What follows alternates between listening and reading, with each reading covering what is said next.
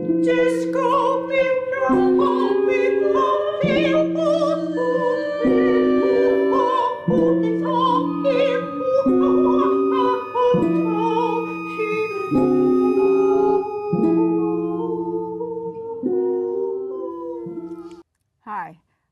my name is Lenore von Stein, and this is another episode of The Facts. And in this episode, I'm going to talk about making this series. I started The Facts over 5 years ago through a nonprofit corporation, and so we use a volunteer, we're all volunteers because not much money coming in, volunteer musical ensemble and a TV crew. And the series, it was an effort to find a stable place to develop artwork.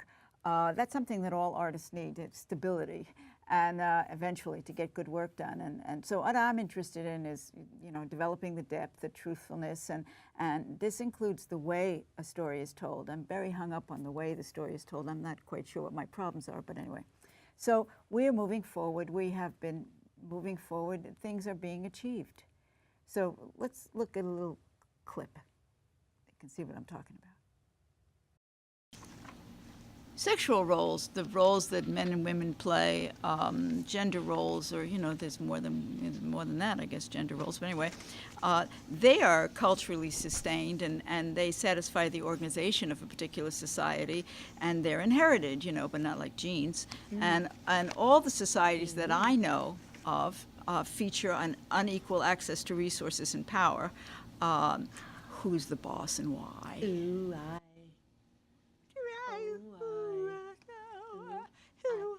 and what? Who's what? And who's what?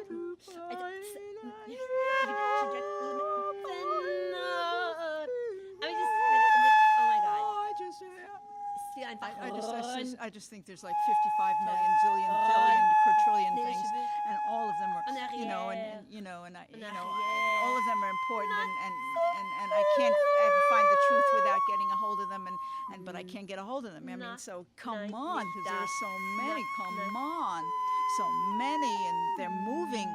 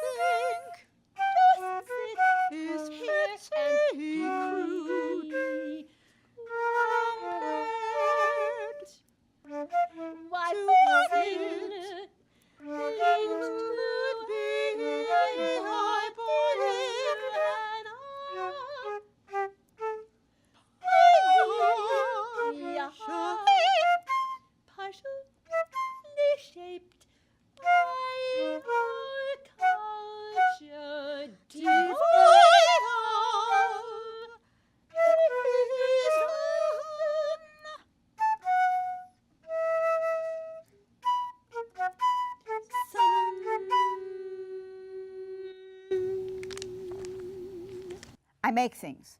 I'm an artist. So I make things. And what I do in my artwork is I write stories, I write music, and I perform. And in the course of doing this, I understand myself better. What I see, what I feel. You think I'd know that, but I don't.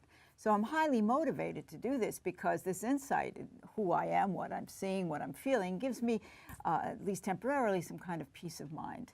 And my mind, and I suspect yours is like this too, is constantly looking, but I'm not able to see enough. I can't see it, so I investigate and I make things up.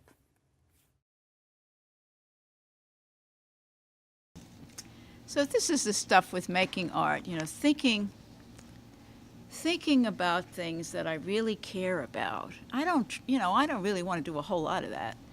thinking about things that I really care about, because it's scary and it can be depressing, you know, and a lot of the times I would imagine, like many people, I'm just trying to, you know, get through it, you know, and get to sleep, you know, or, you know, and not think about these things. But I have to think about these things as an artist. That's my job, you know. I assume that's my responsibility. I have to, if I'm going to be for real, I got to be for real, you know. And if what I have to offer my fellow human beings is me for real, then, you know, here we go. You know, I just said it.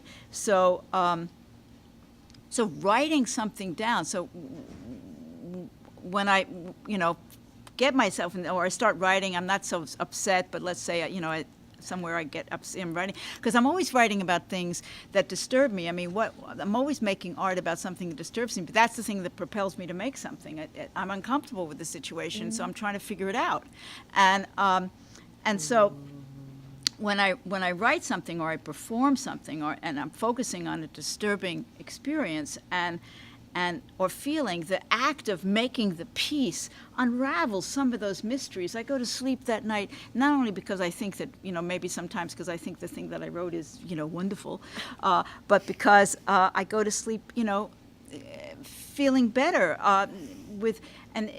because I've had some insight, and it brings it brings a more solid peace of mind than I had before I was prodded into, however, for whatever reason, into thinking about this thing that disturbs me that I couldn't avoid. You know, I mean, what could prod me except, I mean, it's, you know, what makes things move except, you know, something pushes them, and usually you're not aware of what it is that pushes them, and at least I'm not, you know, unless it's something very dramatic. And so that's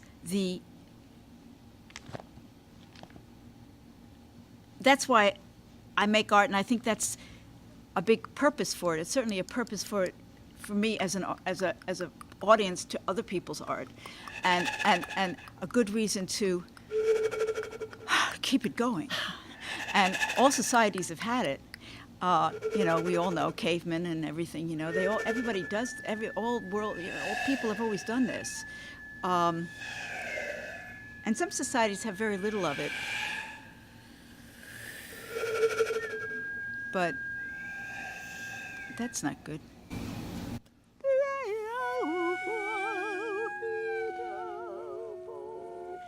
Somebody told me a story about some place where there are very few festivals and very few anything, and people had worked all the time, and they don't have drawings, very many drawings. They must have had some, you know, but it's a dry life. You know, you eat the same foods, and you...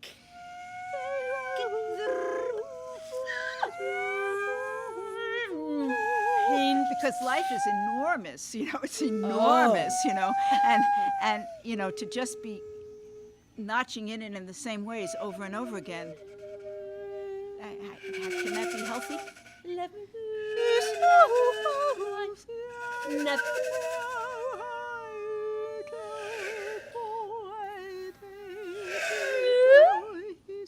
I went to a graduation today, a graduation of a friend of mine, and people were saying, yeah, it's just the beginning. You're just a beginning. You're just going out. I mean, I don't know what happened to the other 24 years of her life. She began a long time ago.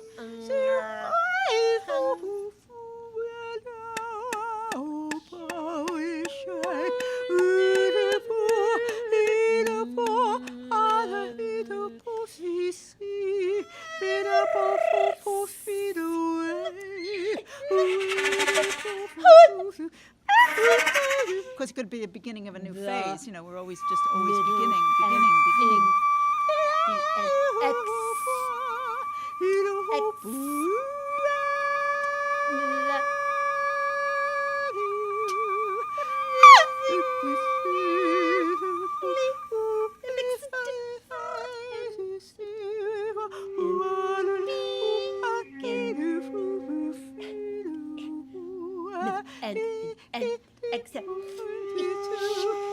Except when, except then, and except that, except that, and except that, and except that, and accept that, and leave that out, and accept that, and grab that, and take that, and leave that here, and get me something else, and which makes me and all of them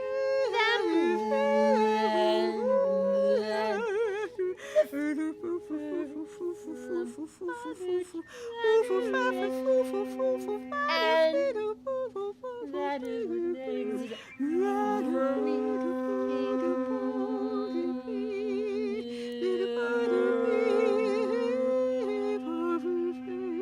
You can catch us on the web. This is the facts. We're on M&N, and you can catch us on the web. And you know, I hope you enjoyed yourself. And you know, I enjoyed myself. And why we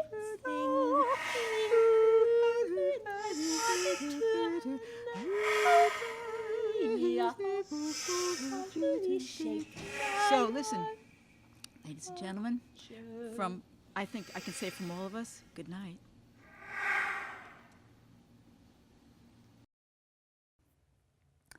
On the facts, we're developing a form that I call, it's always developing, right? But anyway, I call it, for lack of a better name, and really for lack of a better name, I don't like this name. Anyway, I call it a music story.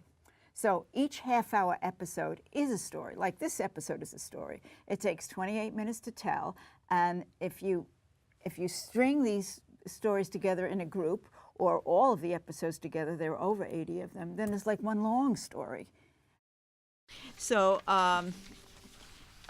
anyway, so I watch a lot of these TV and things, and lots of them feature the killing of a woman. That's something that everyone can get behind, and or at least understand. And so several years ago, I came across this story, the real life story of this 13-year-old girl. Her name was Marianne Measles, and I feel it. I feel it.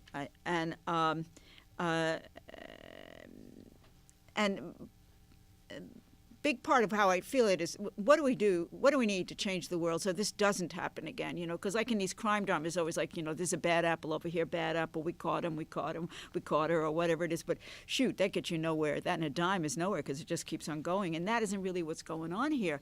So I mean, everybody knows how, you know, some of the things that can make a less violent world. You know, 40% better living conditions, fulfilling jobs, health care, equality for all, end to sexual repression, and you know, and we all know how to. I mean, because one of the things that Marianne was doing is that she was experimenting. You know, she was 13 years old. She was finding her wings, and you know, why shouldn't she?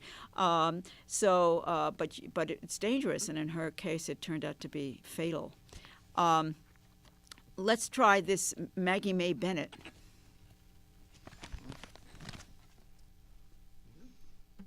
So Maggie May Bennett, as I remember, it was her van that the equipment, the blanket and the chain and the lock and was put in, and that was where towards the end of the story when they killed Marianne, that was first they raped her, and they raped her in the back of this van.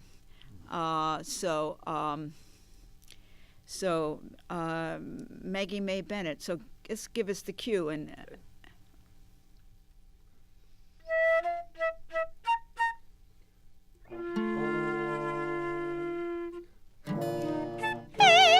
Jay mentioned to me to Marianne, how come you're telling everyone I'm sleeping with you?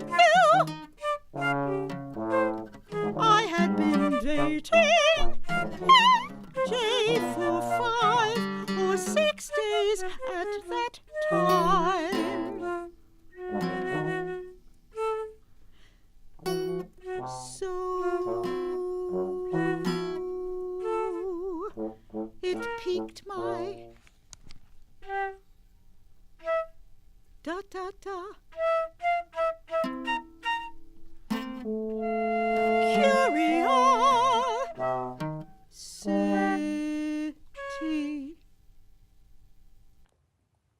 These stories, music stories, I call music stories because they're made of written and rehearsed music, as well as music that we just make up on the spot. The words for the story are written ahead of time. Sometimes there are lyrics in the song, sometimes not, but there are always words to the story. And some of those words are made up on the spot, but not as much as the music. So this improvised music, the music made up on the spot, usually provides a bridge between the words and the composed music. Music and these stories to tell a story. We don't introduce the music in these episodes when we're rehearsing. We just go from one place to another. It's just seamlessly, hopefully. Maybe the music is, as opposed to the words, is more like the tactile part of the story, about things that you don't want to talk about. Okay. All right, so a little more on this story, okay? So in the summer of, let's tell a little more of the outline. So in the summer of 1997, Marianne, 13-year-old Marianne, met this 20-year-old guy who was hanging around outside the teen center that she went. He wasn't allowed to go in because he was too old. And he was hanging around outside there, and he would buy liquor for the kids and take them, to the mall and drive them around. And he liked Marianne, and she sort of seemed to have tolerated him, and he sweet-talked her, and she liked that. She found that very, she liked that. And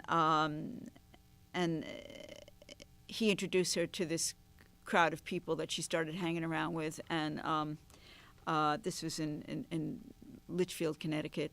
And several months later, they kidnapped her, raped her, and killed her. And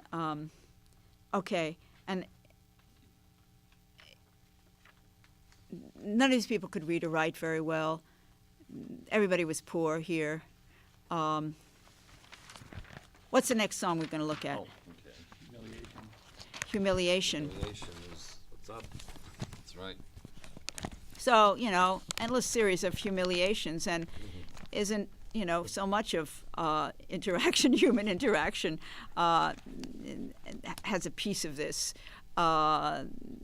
This one-upsmanship stuff. As we do this tonight, there's a new series of revolts in Baltimore about towards the police who broke a man's spine, and they're not charged with it yet, and people are reacting to get them to charge them to stop this activity.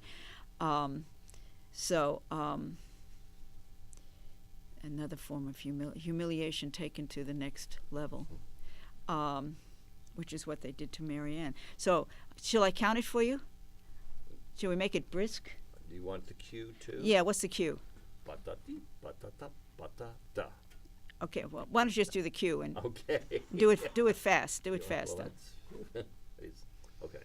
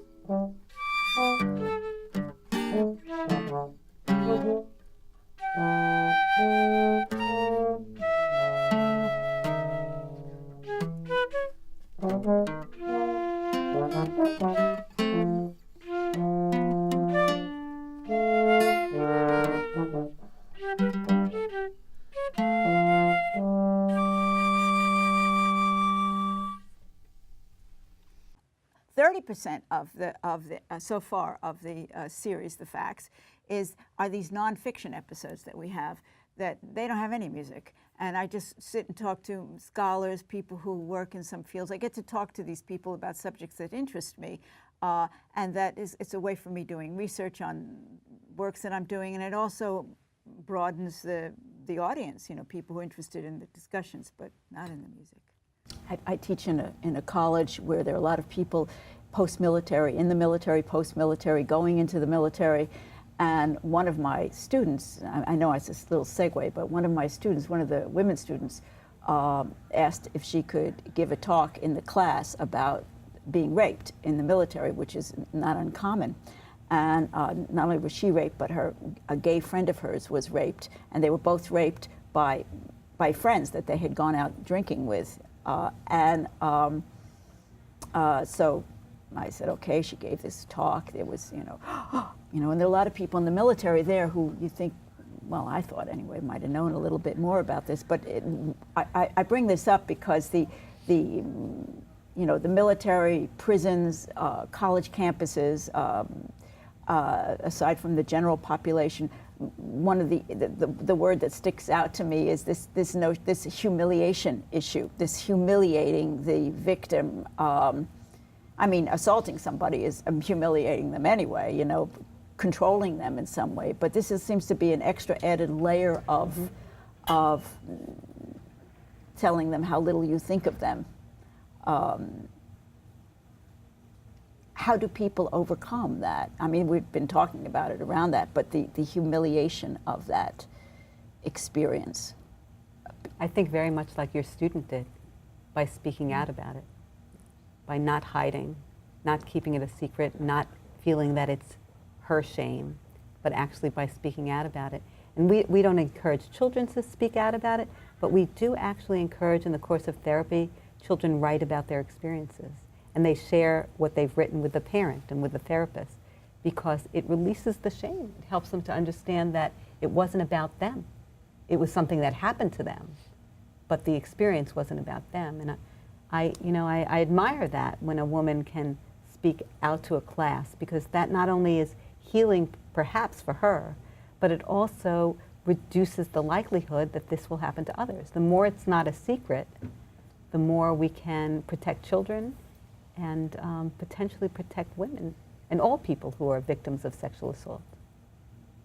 And I think for a lot of people too, even just hearing that it happens to other people, having a name to be able to put to their experience can be very empowering and sort of open the door to being able to share more and being able to sort of compartmentalize what happened.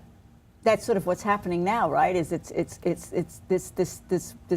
this thing is coming out of the closet more and more. People are discussing this as a part of the women's movement, part of the movement for increased freedom, democracy, whatever you want to call it.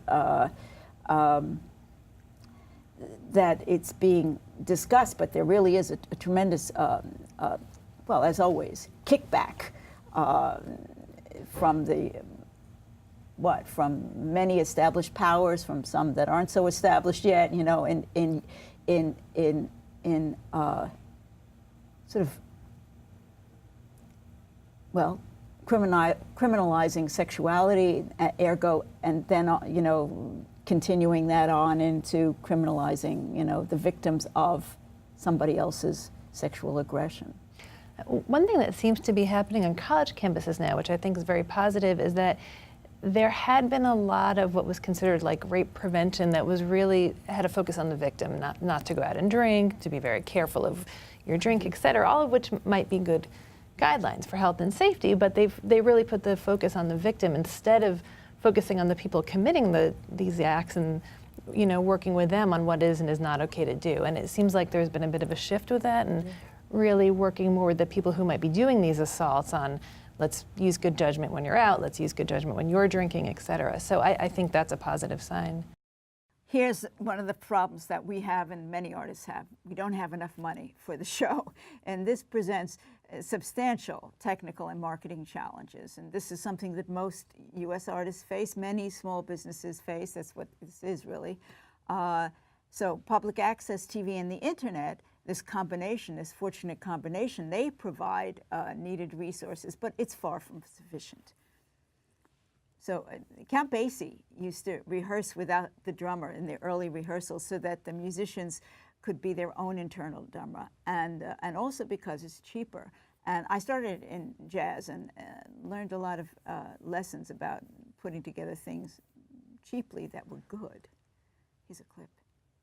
By the end of the first 100 years of life, an individual's beauty blossoms, and you can see what they've experienced, more about what they've experienced. You can see what they want to be, and you can see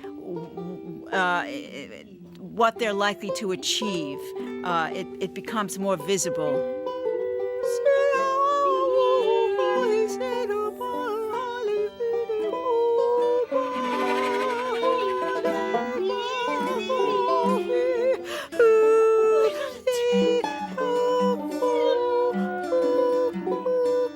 In other words, they're becoming more and more alive.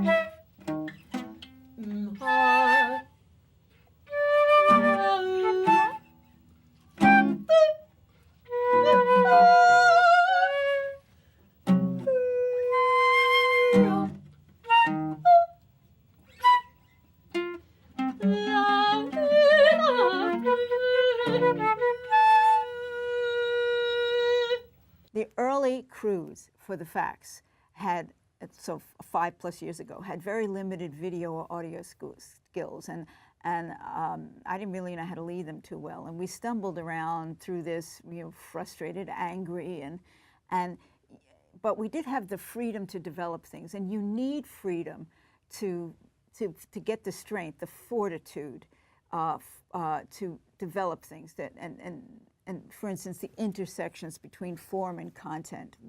How am I telling the story is part of the story, one part justifying the other.